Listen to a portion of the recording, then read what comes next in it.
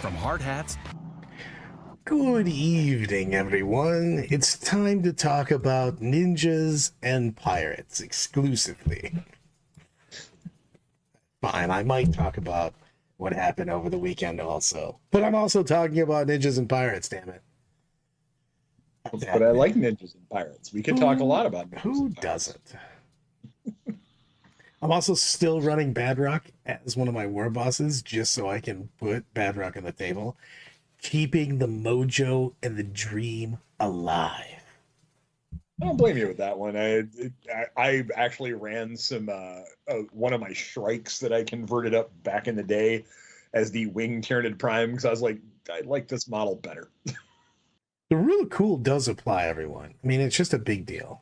As long as the model is the same basic size, or if it's just huge, you know what I mean? I don't think anybody was going to complain if you model for disadvantage, you know what I mean? So, like my Meganobs, I think are like twice as big as a regular Meganob because I got a print that looks so much cooler.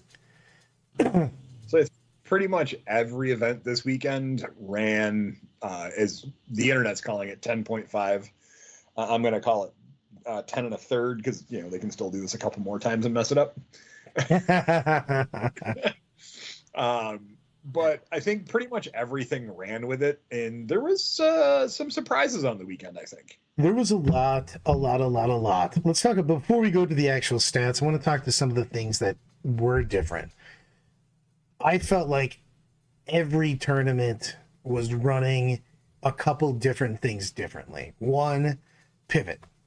People were saying that, you know, a couple places just straight up said you can't gain a giant extra move. A couple places said you can't pivot on a charge, and other places were just like, whatever, the rules are the rules, just go ahead and abuse them. So, excuse me. You were at a tournament over the weekend. How did that go for you? I did well. I mean, I lost to, what was it, first and third place were my two losses on the weekend, so I'm kind of okay with that. I was at Portal Games in Connecticut. I don't remember the town. I apologize for that. It was a good event. 32 player, a lot of fun, good time. You know, pretty laid back. They used the pivot rule full. You know, hey, look, rules as written, go for it, try it out. And it made things, when I went to move one of my Trigons once, I'm like, oh, I have to go around this building. And we were like, all right, let's try this pivot rule out. And we did everything. And we were like, all right, if we just did it with the tape measure, would it have made a difference? And we were like, no. So I don't know where the big differential is other than the few abusers that there could be of it, but we'll see. It's the long ships, you know what I mean? It's the Astraeuses, it's the Raiders, it's the things of that nature, you know what I mean? It is nice to just move something and just pay your two and just, you know, pivot as much as you want, YOLO swaggins. And I guess that's what they're looking for, but they should just put the caveat of the rule that you can't move any farther than one piece of your model, basically. If you just say that, then it's fine, you know what I mean? So you can't just end up swiveling this way and that.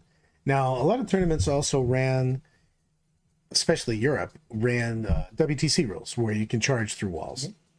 So that was a big deal in that. And I think that's something we're going to see going forward, where you're going to have to look at the meta under a couple different guises, because I know there's an Australian FAQ, UKTC has their own FAQ, WTC. Australia basically runs WTC with just a couple things they just don't like pulled out. You know what I mean? I'm going to go to the wall real quick. Doomsday Arcs, yes, love the new pivot. Lord Amnesia, people are complaining about pivot, but it's not. I don't think pivot's winning and losing games. Pivot is just one of those feels bads for a lot of people, and it just is real weird. You know what I mean? Because it doesn't have a regular rules interaction. That's about it. Yeah, I don't think pivoting's in all honesty, I don't think pivoting's a problem. There might be an outlying case or two where it's annoying, but I don't think it's going to win majors based upon pivoting. I could be wrong. But it's early enough to say, but we'll see where things end up. It's just when you're going to get deep strikes in a couple things. You're just going to have games where it feels fucked, basically. You know what I mean? That's it. You know what I mean? I don't think it's going to win games. I just think it's going to have some adverse player reactions. You know what I mean? Yep. So I do want to hear about. It's good. No, I want to see this no means list. Find this for me. Talons of the Emperor's Sisters of Silence winning list. That was apparently a thing. Yeah. I need to know. Inquiring minds need to know. Absolutely. Message it over to us. But yeah, I mean, my takeaway from what I saw on the weekend was there was a varied amount of lists where people were experimenting, like trying stuff out. I saw a really good player over the weekend playing Sisters, and I'm like, oh, that right there could be the tourney winning list because Sisters look really, really strong on paper. And then I was talking with him before the thing, and he was like, yeah, he goes, this list kind of went up 400 points. I had to cut 400 points worth of stuff out of it. And when I looked at its footprint on the table versus what Sisters were, I went, that looks a lot less daunting than I thought it would. And although it still did X and 1, it did lose its first round. So it was... it's still a strong army. It's just, but it's more of an elite play army now. You know what I mean? As opposed to a trash play army. So it just can't trade with everything. So I thought the Sisters were very... Oh, they look really good. Congratulations to Scott Ketchum. He won the Capital Clash Ninja Assassin jousting match up in Lansing with Sisters. Flamebringers. Yeah, so, I think that's going to be the popular one for a little bit for Sisters, without a doubt. It's the one that is the fastest to figure out, to be honest with you. We were talking about this during the tournament, and I think that, I mean, it's just like a couple of the armies that came out, you know what I mean? They didn't really find their footing or their true form for a few months, you know what I mean? Especially in 10th here, we've had that happen a couple times. I think Sisters will probably have faith, be a very powerful army, but I think it's going to take a lot of testing, you know what I mean? Because Flame, you just look at things and you go, okay, these are good, these are good, these are good, cool, they're in the list, you know what I mean? Well, you're looking for the interactions with faith. Yep. So that's a big deal on that. We gotta Loose cock. We gotta say it early enough this time, Brad? Absolutely not. You're so wildly late that it's not even close. I tried my best. And as a matter of fact, I don't even think I'm going to give you guys two separate windows. You're just getting the one window. You're going to share it together. You're going to love it. That's okay. I'll just hug my brother in arms. We'll be all good. Why do you sound like a parent driving your kids to the beach on summer vacation, Brad? I mean, that's how I feel like right now. I'm like, you two will get along, or I will turn this stream around. Wait, if you turn it around, I might be able to say it at the beginning. So sure, let's go. I got to say that my time at the GT this weekend was a good fun. I definitely am, on a personal note, out of practice with playing in GTs. I run a lot. I do a lot of stuff, but man, reps on the table make a huge difference. And TTS does help, but I think reps on the table make all the world of difference. It's a big thing. It's just, there's a difference. I don't play very many games on TTS, but I do deploy on TTS quite a bit because I can simulate any models, you know what I mean, from anything to deploy with and against. And I do like it a lot for that. But there's something to be said for the actual physicality of putting the models on the board, seeing exactly how they block, how you can interact with small walls and stuff like that. There's a lot to be done. He refuses to play me on TTS out of fear. Uh-oh. Listen in with $5 super chat. Merch check. Give me an update of that. Objectives are already being made. And a first go round of the quality of the stuff we were trying to get looked like terrible iron-on. So we're looking for a different company that can get me the stuff that I want. So John and I are currently arguing over what to offer. He wants objectives and like some other random stuff, and I want like hoodies and stuff. I want to have hoodies for the winter, or probably for the fall. I'm basically room temperature. I get a hoodie way faster than everybody else does. But no, I mean, like one of the things I can say is, like, I've played on TTS. I talk with people a lot. I witness a lot of games. But man, when you are not playing consistently and getting consistent games in, there is times where you go and you're like, I know how my army plays, I know how my army works, and then you get down to a table and you're looking at your opponent and going, I don't remember everything you do, and then while you're trying to remember everything they do, you deploy and look and go, oh shit, I just lost this game. It's a big deal in that, because when you're playing, one of the biggest, just the power of being able to play is knowing what everything that your opponent can do, because you can start predicting and forcing their hand. And if you're not playing a lot, that's a big thing. I mean, having I game don't mean knowledge is this huge. like as an insult in any way, but I feel like my easiest game this weekend, because I was at the same GT as you, Brad, was my last round where I played against Blood Angels. And it was not because my opponent was bad. He was in the X1 bracket. It wasn't because his list was bad. It's because I knew his list inside and out. He had no tricks. I knew exactly what every single ability in his army did. It's a And it just huge made deal, the game man. so much easier. Yeah, it is such a big deal to be able to know exactly what your opponent can do. It's huge. I can't stress that enough. And that's just a big deal when you're looking at how you can play the game. So if you don't have enough time to play everyone, I can't say how much it helps to just deploy. Knowing what you're going to do, like I just know where I'm going to deploy before I ever get to the table. So I know exactly where all my models are going, and that's just a big thing, because it also saves time and lets you just play the game. But there are times like Tau, I don't get to see a lot in my local scene. There's not a ton of Tau players. So when I went in my second round to play against Tau, and I was like, all right, yep, that does that, that does that. I'm going to have a really tough time with the Riptides because I don't have anything to really answer them, at least on my list for conventional getting them off the board. So I have to maneuver correctly around them. And I was so worried about the Riptides that my brain went, oh yeah, if you'd have screened out those piranhas over there, they wouldn't have touched you on turn one. Which seems like a big deal. Yeah, it was annoying, but I mean, I did my best to come back from it, but it was tough because I kept drawing secondaries, and I was like, oh, I can score if I don't move and kill that tetra or that piranha.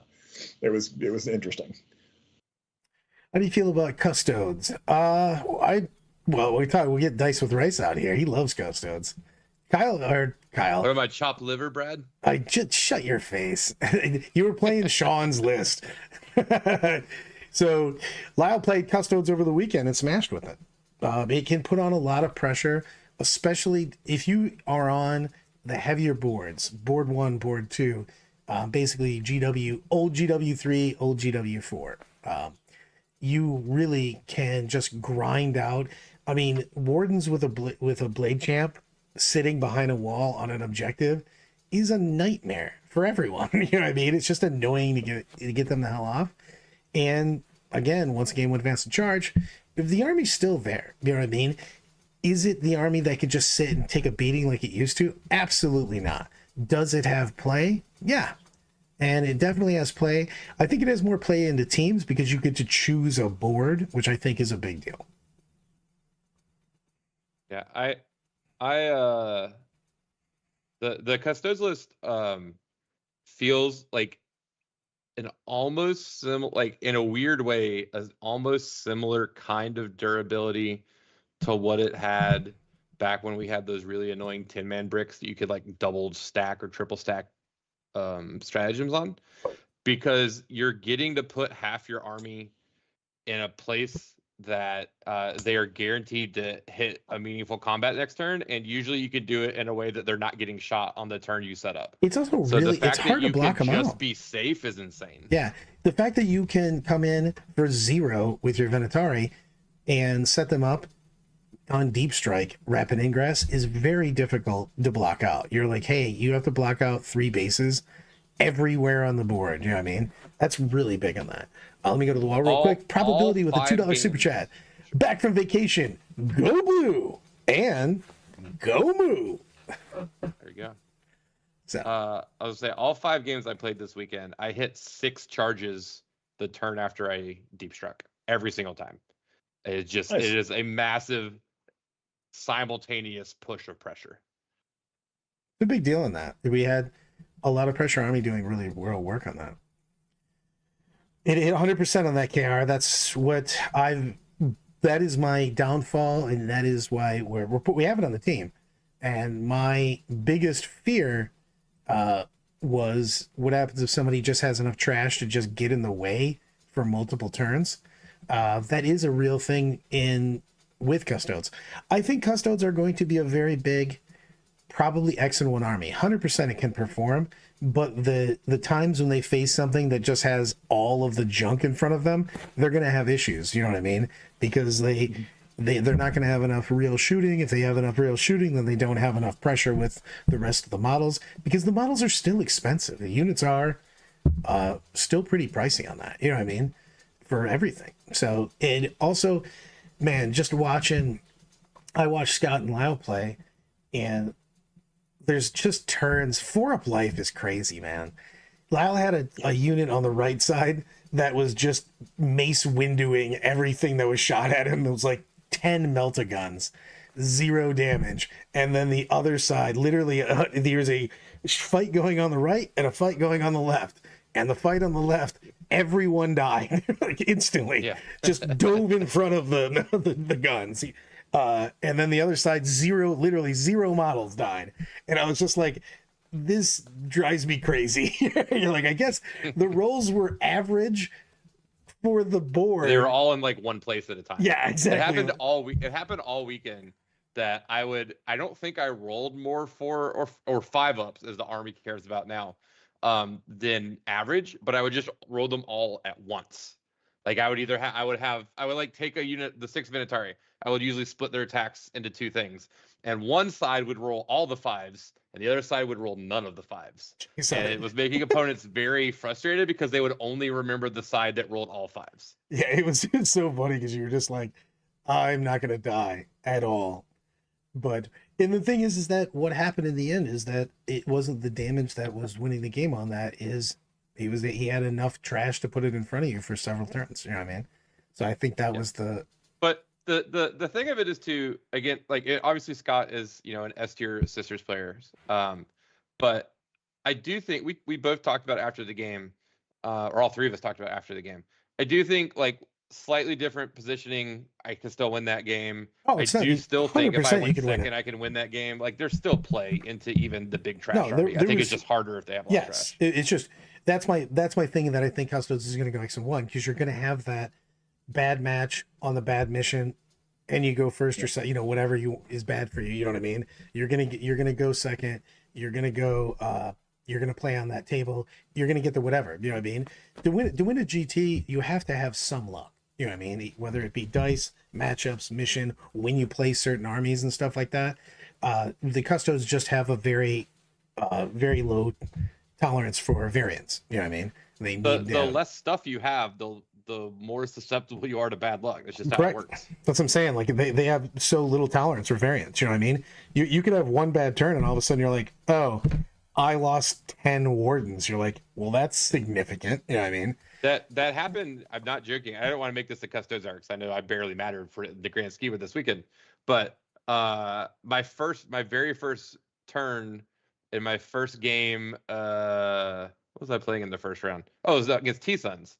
I thought I was like relatively safe, and then T-Sons did T-Sons stuff and like deep struck like, I don't know, 20 Zangors or whatever in a character like right in front of my wardens. And I was like, oh, this will be fine. I'll pop my Feel No Pain. It'll be a big deal. Still lost 4 wardens because like on the very first turn of shooting that I played with Custodes ever, I just couldn't make a 4-up. Because that's just, 4-up life, right? Yeah. I mean, that's what it is. I mean, it's a big deal on that. I'm gonna go to the let's go to the Meta Money takeaways, and then we'll go down. And I'm gonna bounce around here just a little bit, just because of the fact that we played a couple of these. You know what I mean? So I'm gonna go with the Orks. He goes, Orks are very sad, 40% win rate. Green Tide doing a little bit. I've been playing a lot, and I'm still playing my Warhorde, and I only played half the tournament, or I guess 2/3 of the tournament, but still felt really strong with the Warhorde. I think that they lost a lot of the ability to just be the hammer, and you now have to play a more finessey game and look for your opportunity to strike. You know what I mean? Orcs still have all the tools. It's kind of like before the Orcs got the Codex. I think the army's very, very strong still, it just means that you have to make a lot of decisions, and you have a lot of opportunities to get it right, but you got a lot of opportunities to get things wrong. You know what I mean? And I think people are going to have to adapt to that. I think one of the things with Orks is when Bully Boys was super strong and just a little bit too strong, a lot of players that were very casual were winning a lot of games because they were like, oh yeah, I just took 2 units and I made a lot of saves and things happened. And now where it comes down to where you have to be more strategic with them and make better decisions, that little bit of overpoweredness that was there is gone. So therefore that brings their win rate down a little bit. You know who felt pretty awesome?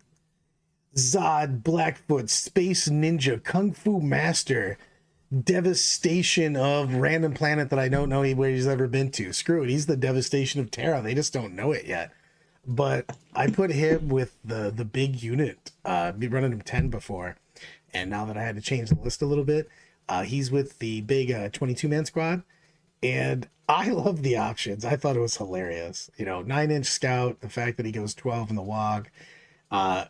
People, it's hilarious to me how defensively someone will play or basically try to stop it from happening, and having people have to counterplay Gretchen makes my heart happy. It's so funny. You're just like, I can't let those crazy Gretchen get all up on me. They'll ruin the neighborhood. So, but I had a lot of fun with that, and I had so going to the wall a little bit. He goes, haven't figured what the extras Orks. I'll just throw my list out there real quick. I don't have a screen for it because I wasn't planning on doing it. So I brought 2 Beast Snagga boys with Beast Bosses in trucks. I brought a 10 and a 5 Knob with a War Bosses. One of them goes in a truck. The 5-man walks. 10 Flash Gits. 3 units of Gretchen, Max, and then 10-10. And then I brought 2 units of Storm Boys. And Gazgul with 2 Mega Knobs, basically his ablative wounds. So, and a feel no pain in the WOG. So, how do you feel about the best ablative wound, Makari? He again got me another turd. I went 7 of 9. I finally had another game after that. It was against Bill. I actually rolled some saves. I have had Makari roll 7 of 9 once, the immediate one, to kill Makari. And that's what you were giving me shit about it. You just call it, what are you talking about? Like, Makari is 1 ablative wound for Gazgul. Yeah, that's all he is. He gives Gazgul 1 extra save. It was just so funny because he's just failed it so often. But man, I still think Orks have a lot of play. I think they have a ton of play. I think that it's a harder army to play now, 100%. You know what I mean? Because you can't just jam. They got a lot of nerfs on it. You know what I mean? So you can't just jam stuff in. Oh, the Tiger Shark thing. I was terrified of that. Just the sheer thought of Lyle playing Tiger Sharks, even though he wasn't playing them, made me not play day 2. I was just too afraid that he would somehow come out of the coffin and just show up with double Tiger Shark if I run it out of there. I had him in my card just in case we got paired, Brad. Just pop up. It's Tiger Shark time, baby. So now on the bright side, Brad, mine should be here on Wednesday. Nice. So I'm very excited about that. So I don't know. I'm into doing it. Like I said, I think Orks have tons of play. We'll see it again. I'm not going to stop playing Orks for the near future because I'm playing the team tournaments. So I like to play whatever I'm playing in my team events, in my singles events. So I think they have a decent amount of play.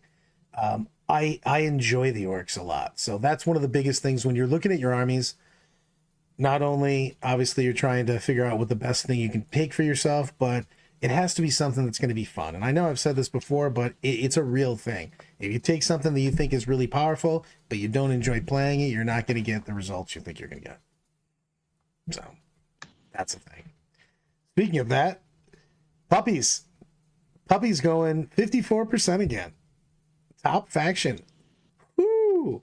Also, dude, did you see the Sharks? We had a... Oh yeah, the guy who had like Kakaradon Space Wolves. That was great. Dude, he had 100% Nice.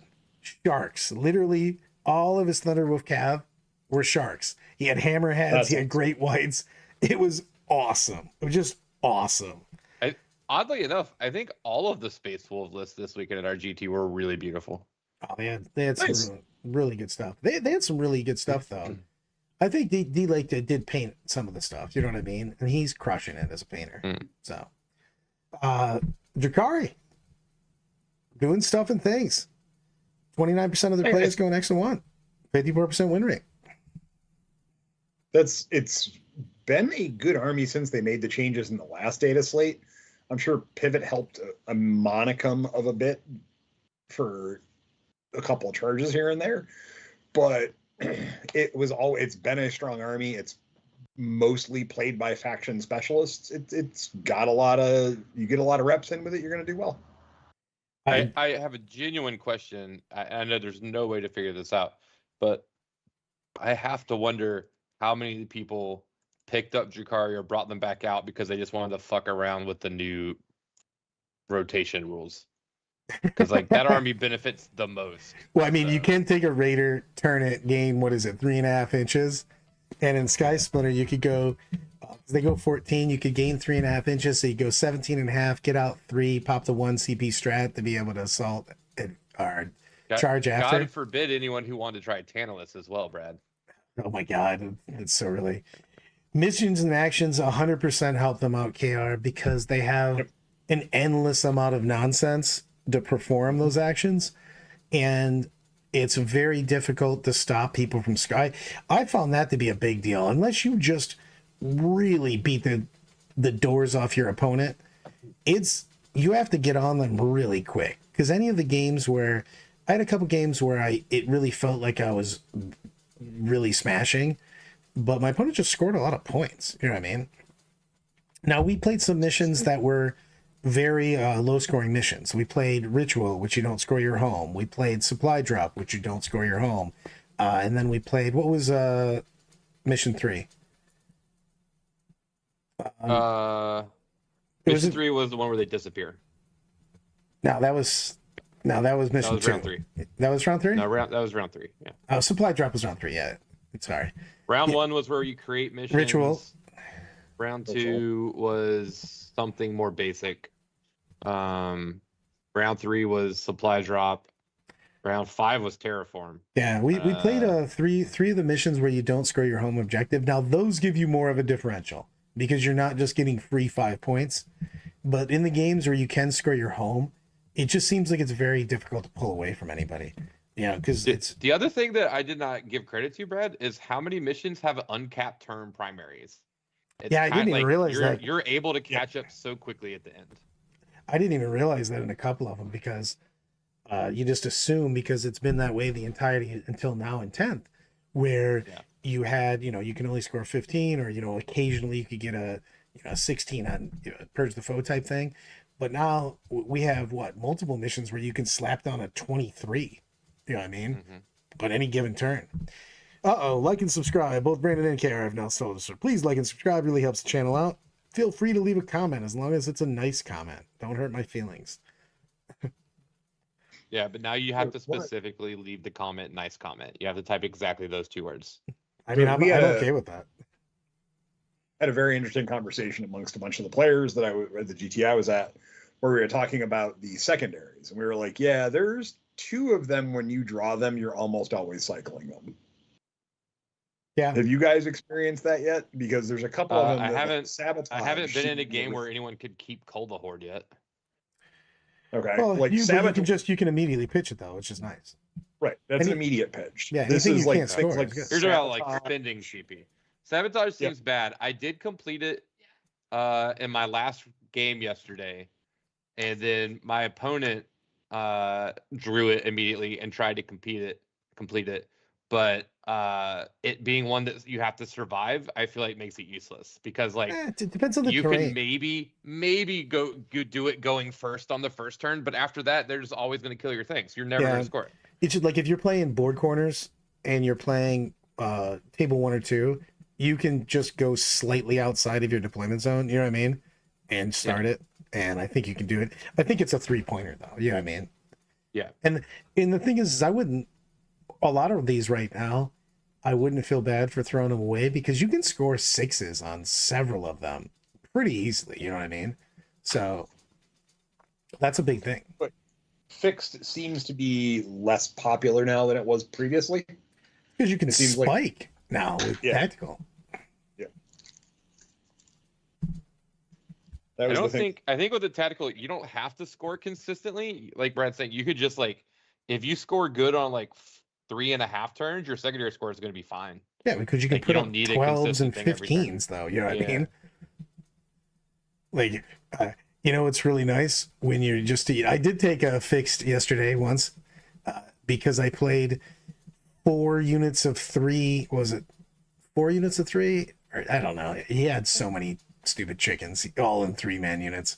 Oh, bring it down. Yeah, so I got like 100 points on breakdown. So, like I had in my second game, I drew for my first turn objectives were recover assets and sabotage, and I just went, oh, this seems really bad. That was I'm those not were the I'm two not that liking I- sabotage. But yeah, I don't think I've had bad. I've had good luck with recover assets. Recover assets, I think, is just a straight 3. It's because you only You have have to. to survive, but it's pretty easy to survive if you have 2 things that are basically in your deployment zone. Yeah, you just put one slightly out. It depends on the terrain, though, too. You Yeah. know what I mean? It really depends. If like you're playing Yeah. Crucible and you have nowhere to go, you know what I mean? That could be a problem. Or if you're just playing any mission on board 5, boo, board 5, boo. 5 if you're playing teams events and they're using board 5. You should consider that your light table every time. That table can go to hell. That thing is terrible. Yep. 2, 3, 5, 6. No, it's just the when I was talking about the combination of 2 of them together. When I was saying you can get up to 12, because you can do like slam 2 6s down. Also, bring it down doesn't have a cap if you're doing tactical. Also, so you could just go bananas on that. I was very sad. I thought I scored 12 points on yesterday when I killed 3 tanks. I did not realize that I had not quite gotten to the second bracket. It made me very sad. Also, Andy I is was excited 100% for a right. 12-point secondary. You should score total extra points if you sing sabotage every time that you bring when you play sabotage. I think that should be written in the rules. I want to talk about CSM. CSM did really poor over the weekend, but they also won a tournament. And I don't know if the regular Space Marines. I want to talk about regular Space Marines and CSM. You know what I mean? Because I think the CSM getting nerfed only in Renegade pushed people to a couple of the others. And I think that Soul Pact is way stronger than I thought it was going to be, especially if it gets the matches it wants. You know what I mean? Because, man, +1 to wound is just good. You know what I mean? It is beastie bread for sure.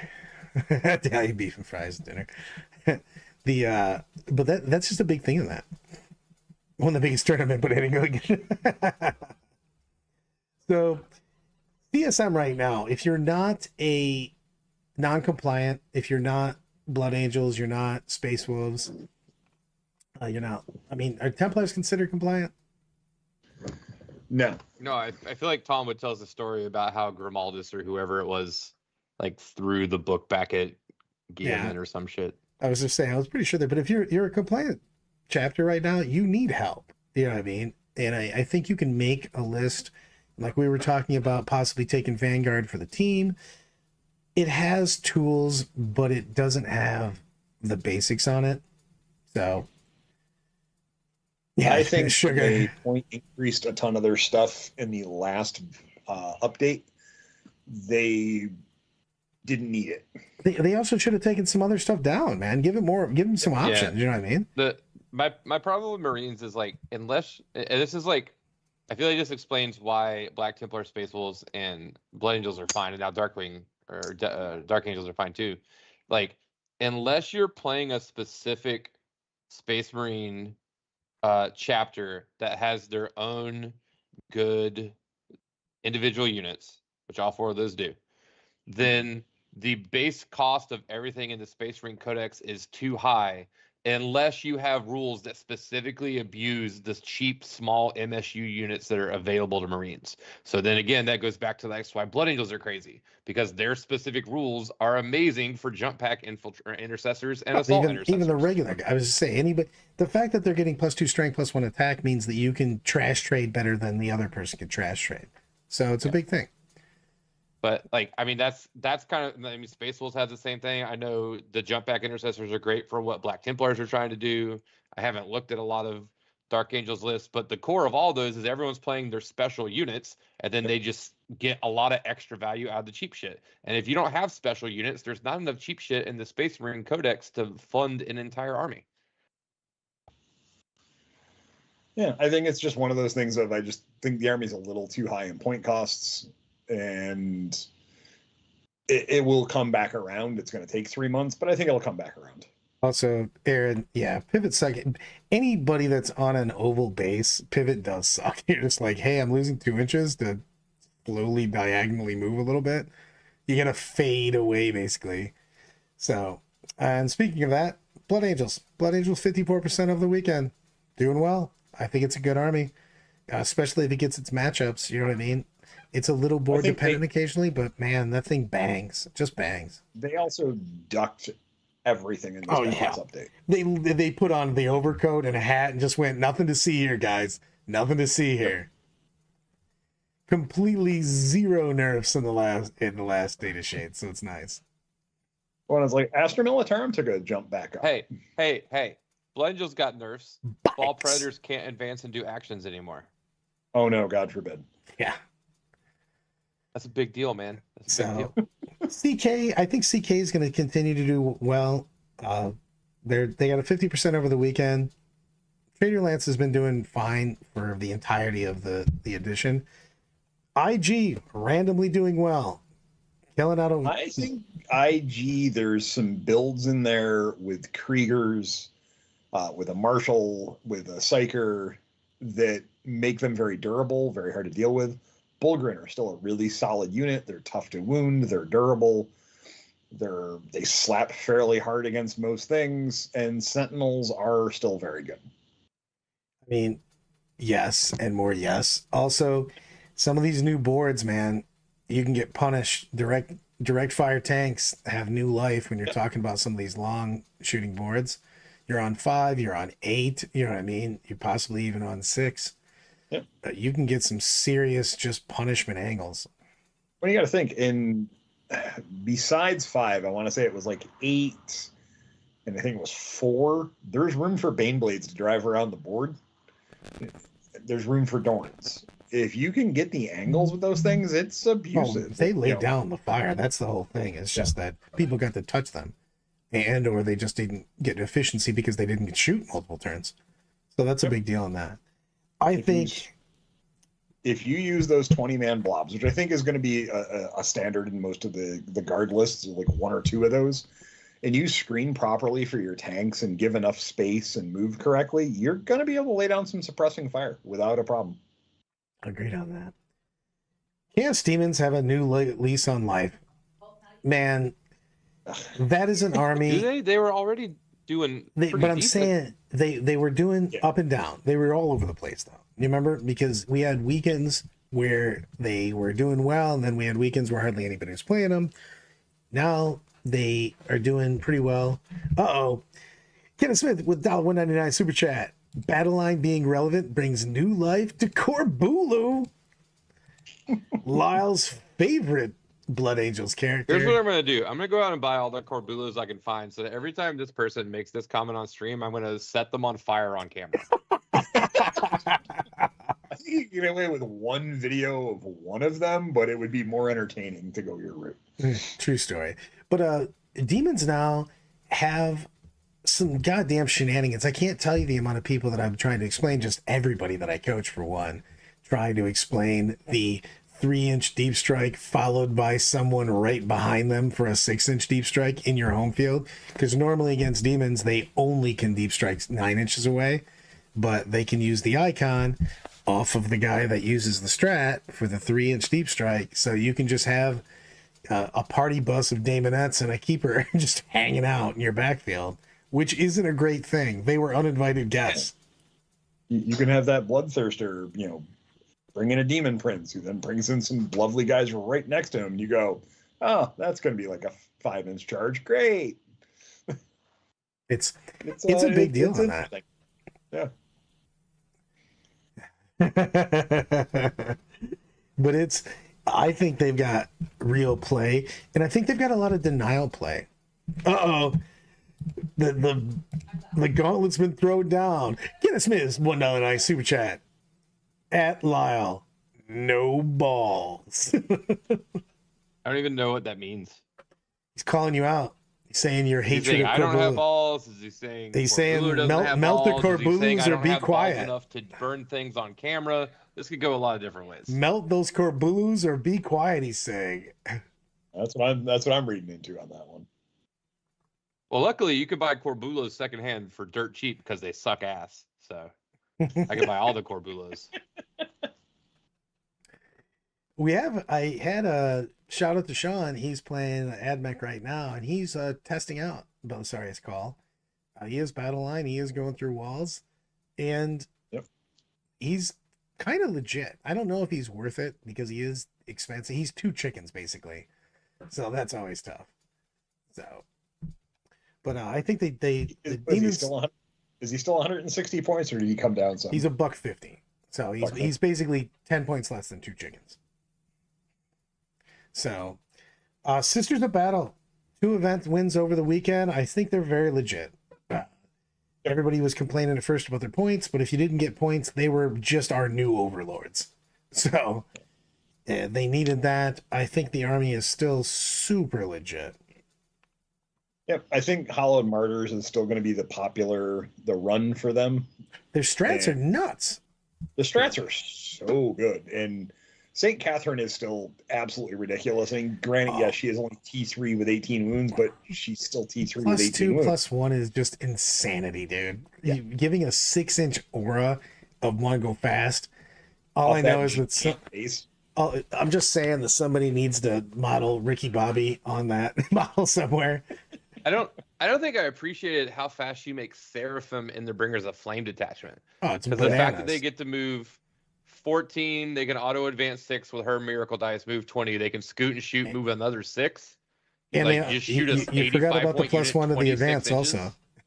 it's just nuts. 27 inches. Yeah. They put the turbo on, bro. They do. They won't go fast. They're the first to your last. You know what I mean? It's like you could, and I don't know this. I'm sure it's not right, but like you could build into your list like I'm just going to take 10 Seraphim, and just like if I go first, I'm just not going to let my opponent move out of their deployment zone. I will just slam 10 Seraphim 27 inches and say go while I stage. Like you could do that consistently. I mean, it's legit on that, man. World Leaders doing World Leader stuff. I think World Leaders are in a perfect spot right now. Everybody, when we first got the last battle slay, they were like, World Leaders are dead forever. They've been performing perfectly fine. It's a good army. Thousand Suns, I was surprised that we still had this many games played with them. I thought we'd have a lot of people jumping ship. They did fine. You know what I mean? They went down a few percent. So the army still just puts out insanity damage. It was terrifying to play against with Custodes. Like it was just so much damage. Yeah, I mean it's crazy. They still slap. Custodes going all the way up to 51%.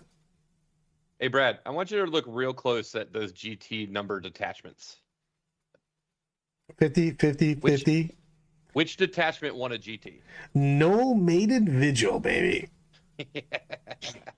I messaged Mike Henderson. I was like, he's got to come out of retirement now. Someone else has finally done the impossible and won a GT with Sisters of Silence. Now he's got to come back and defend his crown. It is. Who would have thought that the first detachment Custodes win a GT with after they get buffed was Sisters of Silence? I mean, 100% of the time. Works every time. Yeah, it's not a real Sisters of Silence. I know what the list is, but it's still on paper. Just looking at the data is hilarious. Yeah, I mean, it was 80% vehicles in that army. It was 2 Caladius, a Telemon, like 3 Rhinos, and then everything else was girls. Your bugs getting into the happy zone. 51% win rate. They got a lot of buffs all over the place. It's going to take a while to figure out what the best of that is, but I think Vanguard's going to be the standout early on in it. But I think Crusher, as I look at it a little bit more, has some solid legs to stand on. Put it that way, because YOLO swagging through walls is really good with Carnifex as an old one-eye. Yeah, I mean that is a real thing. I actually played against that this week. That was my second game. I played the AdMech, all the chickens and whatnot. Then I played against Crusher Stampede. Then I played against Demons. Back to back. Those are my 3 games I played on Saturday, and they had more juice than I thought. You know what I mean? Just because of some of the new stuff. Yeah, and the buff to Synapse is no joke. That is a huge deal, actually. The +1 to strength is actually a huge deal because it actually puts a lot of the Tyranid weapons over the breakpoint. Yep. To win on 2, to win on 3, whatever. They're basically getting 70% more so many places. Yep. Mm-hmm. Absolutely. Penis Rex slaps. That's a real thing. Vanguard did super well over the weekend. I think Vanguard did super well over the weekend because they got a lot of buffs, but also because a lot of people weren't used to playing against Vanguard. That is a big deal. People not being used to or not having play into them is a huge deal. And Vanguard's got some serious shenanigans. There's a lot of movement, lots and lots of. Well, we had one of the guys doing the uppy downy with the I can't talk, the Zoes. Yeah, the Zoes with a Neurotyrant in Vanguard. So. Yep. Well, you can also do the double Moloch uppy downy mortal wound bomb. Yep. Kind of feels like playing against bombers a little bit. It's a good build. Yeah, they've got some serious stuff they could play. Monic played it over the weekend. He was playing Vanguard. Yep. CSM Chaos Cult, again doing really well. I mean, we only had 2 players playing it, but again they did well. Soulforge Warpack doing really well. I was surprised that we had so many people playing Renegade. Maybe that's what they already had built, but that was the only real targeted, faction detachment that we had out of CSM, and it was still the most played. So they've got a lot of really strong stratagems. So I think that's a big deal on them. And AdMech climbed up for the first time in a forever. long time. Yep. In forever. And I think everyone's tinkering with the new builds. And I think as it progresses, it's going to get scarier. I think they've got a lot more damage now. They had pretty good rules. It was just the damage overall for the weapons was not there. And now they got that. Being able to put +1 weapon skill, +1 ballistic skill on things is a big deal now. Also, when you can double up on that, so especially with like chickens and stuff, you have to figure if they sit still, they're effectively getting +2. You know what I mean? To hit. That's a huge deal at that point in time. Mm-hmm. So you can get a lot more just consistency with them, and I think that's gonna really show. I think there's more builds in there that are gonna come out, and I think this army is gonna be legit. Let's talk about these Dark Angels and their flavorless codex. I think no, that's unfair. The codex has as much flavor as Dark Angels allow people to know about them. That's true. They do have secrets. So many secrets. I don't know. We'll see where they go. Their Terminators seem more viable. But I think it's one of those things where you have to, again, it's time will tell. This is really the first weekend with everything. So when we look back in this in a month, we'll see where they're really at. I just want Unforgiven to be playable. You know what I mean? That's just their jam. I like to see the detachments that are specific to chapters be the thing that is the go-to for them, as opposed to the thing that people play here and there for shits and giggles kind of thing. Yeah, I mean, so yeah. Yeah, that's kind of where I am on that. Crons, man, Crons have really fallen down, but they're still at 48%. Yeah, I mean, I am impressed that it does. I mean, Hypercrypt appears to be the go-to now. I'm a little surprised by that. I mean, Uppy Downy still legit, man. Canaptic Court took a lot of hits, and I think that Vanguard, although it took a few, it dodged a lot. Yeah, I mean, again, any time you can pick stuff up and put it down, especially if you play that army as a late game army as opposed to an early game army, you just give your opponent a lot of questions that are really hard to answer in the late game. You know what I mean? Everybody can screen shit out in the beginning. As soon as you start trading and taking losses, turns 3, 4, 5, it's a lot goddamn harder every time they're picking 3 things up a turn. You know what I mean? It's a pain in the ass. So, what else? But you played, did you play Awaken before, Lyle? I think you put that in testing. I was on Walter Lagendorf's list for a little bit. It was a lot of fun. Yeah. But I don't think, having played that list a little bit, and I play Necrons very infrequently. I feel like that list is probably a reflection of the player and his like faction specialty skills, as opposed to like Awakened Dynasty is just like a great inherent thing. Yeah. It has a lot of cool stuff it can do, but I don't think it's easy by any means. Corey's got a good point on this. He goes, secret missions are super easy with Hypercrypt. Yeah, 100%. Just being able to put stuff down, up and down. League of Votann, man, they're infiltrating guys, 80 points. Woo! Yeah. I think you're going to see leagues popping up a little bit. I think that... Did you see the list that Sean made for Votann? Yes. It looks super that list looks exactly like if Brad had to design a Leagues of Votann list to go win a GT, that's what he would take. It looks silly when you get that much trash. It's so much stuff, man. And those guys are a very good value at 80. I love them. I think they're really they're just good. Imperial Knights, I think, are going to find their legs. Whereas I think you're going to see a lot of them at the team tournaments, because you know who likes barren ass boards? Big ass Imperial Knights. Just slamming down, especially when you're doing things like board 8, because of the fact that they can abuse those because they toe touch the terrain and they can shoot through it, so they don't have to be wholly within because they're Titanic. That's a big deal in that. Exactly, a demon is not from salty food. I got real tired of looking at that dude's feet too. It was really bothering me. Well, I wasn't a big fan of that. Yeah, exactly. Counter screen. It's a big deal because one of the biggest things of having the infiltrating unit is you can basically carve out your own. I like the fact that I did the knife carve out. You can carve out your own section to where you can scout. So you can force people to respect your scouting moves more, because they can't block. They can block one side or the other. You know what I mean? Then you put your infiltrators out.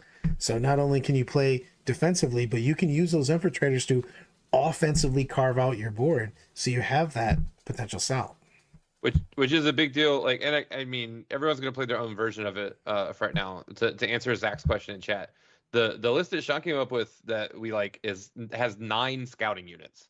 So it's 3 Jaegers, 3 warriors, I think a single character, 6 Sagittars, 10 Terminators, and 6 3/3 bikes. So like, if you could just carve out a little bit of space, you're getting to scout all 6 Sagittars and all 3 bikes, and like, that's a big deal that you're not getting blocked in anymore. Well, you're not getting blocked in, but you're also threatening. You know what I mean? Like, you're not. You probably won't, full send your stuff, but your opponent has to deploy and react as if they could. You know what I mean? Yep. So it's a big deal. With the change to all the redeploy stuff, because there were a few things that redeployed after you determined first turn.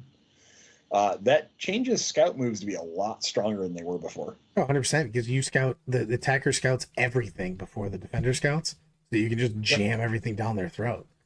That's a huge deal. So I mean, it's a big deal in that. 100%. Like, before, it was so easy to stop the scouting from the Votann because they originally didn't have any forward deployers until they got the Jaegers. So you just went, oh, cool, you got 47 units that scout. I played Votann twice this weekend, and at least one of those games, if my opponent had 30 Jaegers, I don't know if I could have won. It would have been really hard. I mean, they can just get up and do crazy shit. So, Eldari doing Eldari. They're still staying at 47%. I think they got hit. It's too high. It's so fun. I was saying this over the weekend. A couple of the Eldar guys were like, man, I didn't really think that Eldar needed to get another hit on the points for all the units. And I go, probably not. I go, here's the problem, guys. 0 people are shedding a tear for Eldar nerfs. I don't. You're not. They're at the point now where if they debuff them anymore, I'm gonna be like, all right, come on, that's enough. You've They're kicked gonna them keep enough. debuffing them until their book comes out, and then they're going straight back to the beginning of 10th. That's what's gonna happen. Let's hope not. Let's hope it's not that bad. It's a big deal. I mean, I do hope that they get a whole new model refresh on like half the line that's direct only and it all goes plastic. I'd be extremely happy to see that. But they've kicked him enough while they're down. Yes, 100%. I believe that. Is Death Watch? Sorry, we're not even talking about Death Watch because they're basically going to be in part of Imperial Agents. Death Guard in singles. Do they have enough stuff now, or is this mainly a team army? I think they're fine, but I think the biggest problem the Death Guard players are probably going to struggle to deal with in singles is figuring out how to replace Nurglings, because Nurglings did a lot for them. oh, it's a huge thing. I mean, but the thing is, I don't know if you're replacing them. You're using. They are still amazing for what they do against combat armies. Let me rephrase what I said. The Nurglings overperformed early game in Death Guard if you didn't need their aura, and so now Death Guard players are going to have to figure out how to play the beginning of the game differently. So there might be a little bit of an acclimation period. Agreed on that. Double Tiger Shark Tau. Yeah, it's coming. Oh lordy, it's coming. I do want to point out someone in chat said something about the crew OP with 18%. GW knew Brandon was building that list and took it out back and shot it in the head, like old Yeller style. The crew list is dead. It doesn't work anymore. Don't waste your time. I love the fact that the crew list was winning at 60% with just a very few players, and now it's like no. Yeah. I mean, the stratagem changes. Even if you could convince the TO that you could use that stratagem the way people wanted to, which I still don't believe works. Rules is written. I still don't think it works. They absolutely destroyed it by removing the ability to use it twice. Like, it's just not a thing. Well, let's talk about the fact that does GSC need emergency help, or Yes. do you think so? Yeah, I think either their points are too high because they debuffed, I think, all of their data cards, their data sheets, whatever you want to call it. They debuffed everything. It's in a rough spot. It might be able to win in the 45 percentile range, but I don't think it's climbing a whole lot higher than that. I could be wrong. There could be something that's missed in that book, but boy, that one feels like a swing and a miss. It feels like the early version of the Admech book, where you're just like, oh, that's missing. Do you think flavor-wise, if they just reduce the points of all the Gene Stealer cult units by 10%, that it would be fine? I think they got to reduce the character point cost by more than that. That was because one of that entire army is based upon those characters, and they made them all more expensive. And with the debuffs they got to the characters, you kind of need more of them to get the efficiency you need out of that army. It just feels like they need to lower the points of the basic units down and the points of the characters down. And I don't think 10% is enough on all the characters. And I agree on this because KR made a great point on this. He goes, I agree with KR too. Yeah, 11 players with a new codex means they miss completely, because whether or not something's good or bad, usually we have a ton of people are excited. Exactly. We have a lot of people excited for a new book. And this is still a new book, man. You know what I mean? So there's a big discrepancy in players, throwing down on that. Yeah. Well, what I know, we all know Sisters is better. What was the number of Sisters players? Because these books came out at the same time. We had 11 Gene Stealer cult players. Scroll back. I'm going to make everybody sick as I zoom past here. Yeah. 38 Sisters players versus 11. Okay. Yeah, man. It's just, it's not even a contest on that.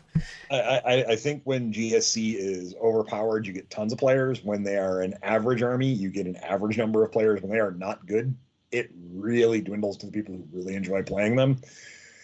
It's a tough army at this point to play, and we can only think of a couple different ways to play them, and to consistently just go, I'm just going to throw units at you one after another and pray to roll 5-ups is not the greatest stratagem in the world. Do they take away the little heart things? Oh, they're still there, bottom right. I don't have it. I have one. I'll do it for you, Brad. I want hearts. I want to heart Nurgle Mats. Oh, I thought you meant in Skype. No. In a YouTube chat. So, we should promote some stuff. I already started. Absolutely. So, of course, we're going to talk about the Salt City GT. I just got all my room layout stuff and sorted all 8 bajillion boxes of terrain and went, hey, we can fit more people. So there are some tickets left for the Salt City GT.